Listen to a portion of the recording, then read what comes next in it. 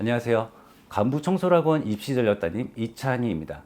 이번은 연세대 편으로 2025학년도 수시 모집 요강과 2024학년도 입시 결과에 대한 이야기를 드리려고 합니다. 아무래도 연세대를 좀 준비하시는 분들이라면 좀 주의 깊게 보셔야 되는 몇 가지 사항들이 있으니 꼭 영상을 끝까지 봐주시길 바랄게요. 우선은 첫 번째로 수시 모집 인원에 대한 이야기를 좀 드리려고 합니다.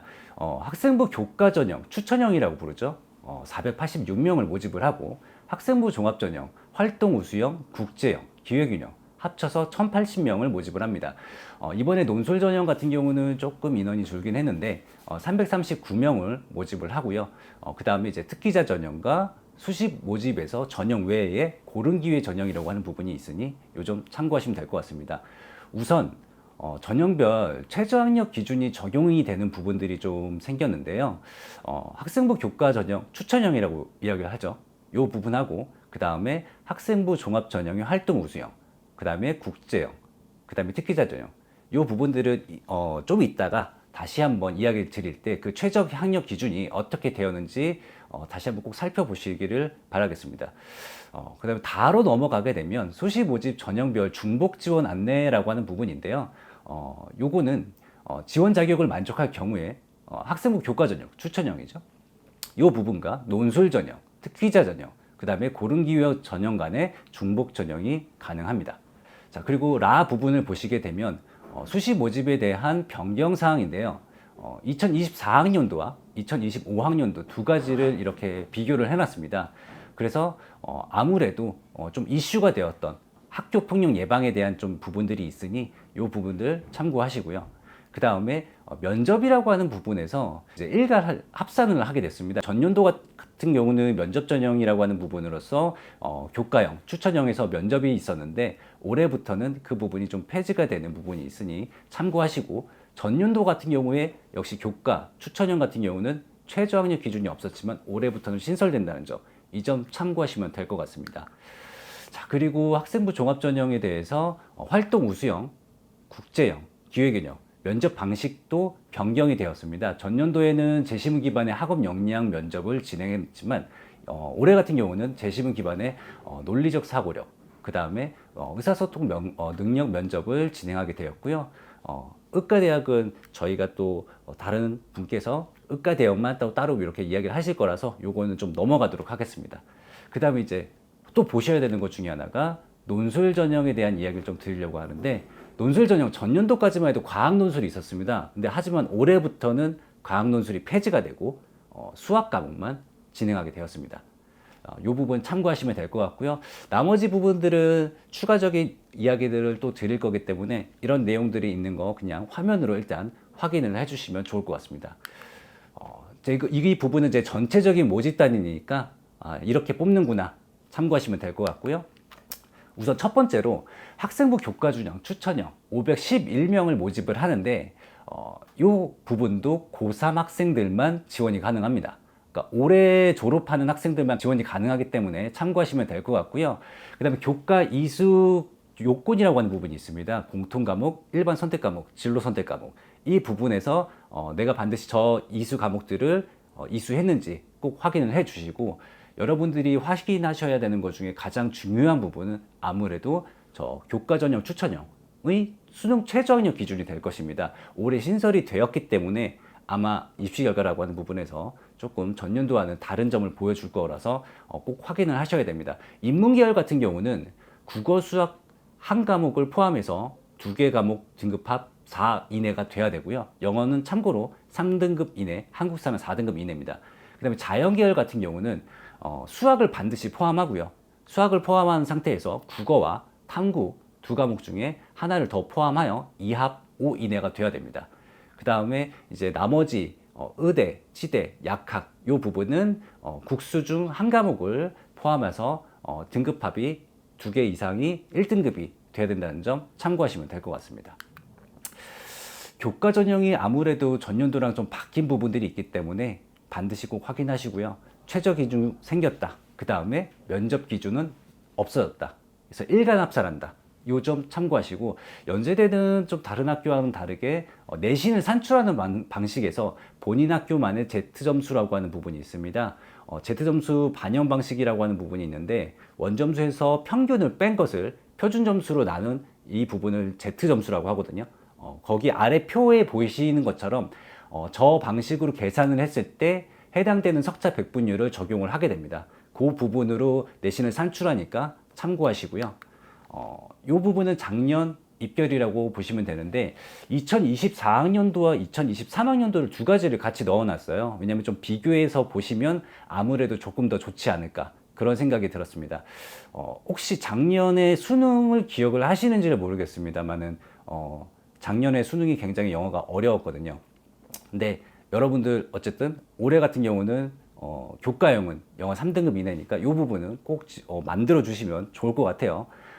일단 결과를 보시면은 전체적인 성적이라는 부분에서 2024학년도 입결 같은 경우는 1점 중반은 이렇게 형성을 하고 있고요. 2023학년도를 보더라도 비슷한 성적 위치를 보여주게 됩니다. 우선은 보실 때 등급만 보시지 마시고 환산 점수라고 하는 부분도 같이 보셨으면 좋을 것 같습니다. 뭐 충원이라고 하는 부분에서의 좀 차이는 있을 수 있지만, 지금 인문계열 같은 경우는 1점대 중반선에서 형성이 됐다. 그런데 어찌 보면 왜 이렇게 1점대 초반이 아니라 중반이 형성이 됐을까라고 하는 부분을 생각을 해본다면, 아무래도 전년도 입결에서는 면접이라고 하는 부분이 들어갔기 때문이라고 보시면 좋을 것 같아요. 자연계열 같은 경우를 보시게 되면 2024학년도의 입시 결과를 봤을 때 1점대 중반, 그 다음에 2023학년도 입시 결과를 보더라도 1점대 중반선에서 입결 컷이 형성이 되는 것을 역시나 볼 수 있을 겁니다. 아무래도 연세대 같은 경우도 제가 이제 여러분한테 같이 말씀드리고 싶은 것 중에 하나는, 아마 연세대를 쓰시는 학생들이라고 한다면 고려대도 생각을 하시지 않을까. 고려대 같은 경우도 교과형이 있기 때문에 여러분들이 연세대와 그 다음에 이제 고려대 이 부분은 같이 참고를 하셔서 좀 보시면 좋을 것 같아요. 이거는 그냥 미리 말씀을 드리는 것 뿐이라고 생각하시면 좋을 것 같습니다. 그러니까 입시 그 결과 같은 경우에서는 여러분들이 맹신은 하지 않으셨으면 좋겠어요. 왜냐하면 올해는 수능 최저학력 기준이 신설되었기 때문이라고 말씀드리고 싶습니다. 자, 그리고 이 부분까지는 그냥 화면으로 보시면 좋을 것 같고요. 그 다음으로는 학생부 종합전형의 활동 우수형 684명을 모집을 하고요. 국내외 고등학교 졸업자, 그리고 2025학년도 2월 졸업 예정자를 포함해서 선발을 하게 됩니다. 이 전형 같은 경우는 지금 서류평가, 그 다음에 면접이라고 하는 부분이 있습니다. 그래서 여러분들 같은 경우는 아무래도 면접이라고 하는 부분까지 고려하셨을 때 자신의 학생부를 어떤 스토리로 풀어내느냐, 이 부분이 되게 중요할 거고요. 그 다음에 또 다른 중요한 것 중에 하나는 수능 최저학력 기준이라고 말씀을 드리고 싶습니다. 옆에 보시는 것처럼 수시 최저학력 기준이 들어가는데 이 부분들도 화면을 통해서 보시겠지만, 아까 말씀드렸던 지역균형이라고 하는 수능 최저학력 기준과 동일한 수능 최저학력 기준을 갖게 되고요.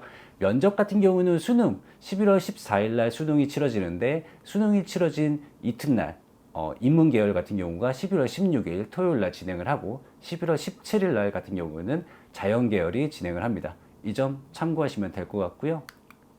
그 다음에 이제 전년도의 입시 결과를 보여드리겠는데, 전년 대비해서 일단 눈에 확 띄는 거는 인문계열 같은 경우는 모집 인원 자체가 전년 대비 전체적으로 봤을 때 경영학과를 제외하면 전체적으로 올랐습니다. 그래서 그 점 참고하시면 될 것 같고요. 경쟁률 같은 경우는 거의 이제 10대 1 정도 선에서 약간의 오차는 있을 수 있지만, 거기서 과에 따라서 조금 차이가 있다, 그렇게 보시면 될 것 같고요. 입시 결과에 대한 전년도의 입결을 보게 되면 성적 자체는 당연히 교과 전형보다는 낮게 형성이 될 수밖에 없겠죠. 학생부 종합 전형이다 보니까 정량평가가 아닌 정성평가로 이루어집니다. 그래서 입시 결과는 1점대 중후반부터 2점대, 혹은 과에 따라서는 좀 상학과 같은 경우 3.2까지도 떨어졌는데, 이 부분은 일반고 학생들이 3.2는 아닐 거라고 생각은 듭니다. 그러니까 단순하게 저 성적만 보고서 연세대를 지원하시는 마시고 여러 가지 사항들을 좀 보시고 지원하시면 좋겠습니다. 자, 그리고 자연계열 같은 경우를 보시게 되면, 자연계열 같은 경우는 전년도 대비 과에 따라서 모집 인원이 소폭 상승을 했고요. 그 다음에 경쟁률 같은 경우를 봤을 때는 아무래도 인문계열보다는 높은 경쟁률을 갖게 됩니다. 아무래도 연세대를 지원하는 학생들 같은 경우도 메디컬을 지원하는 학생들이 있다 보니까 예를 들어서 화공생명공학부 같은 경우는 14.07대 1로 상대적으로 좀 높은 경쟁률을 일어났고요. 그 다음에 2024학년도 입시 결과를 봤을 때 화공생명공학부 같은 경우는 1.74 등급 정도로 뽑게 됐고요. 그 다음에 이제 2024학년도 충원 같은 경우를 보게 됐을 때도 화공생명공학부 같은 경우는 10명 이렇게 좀 돌게 되었습니다.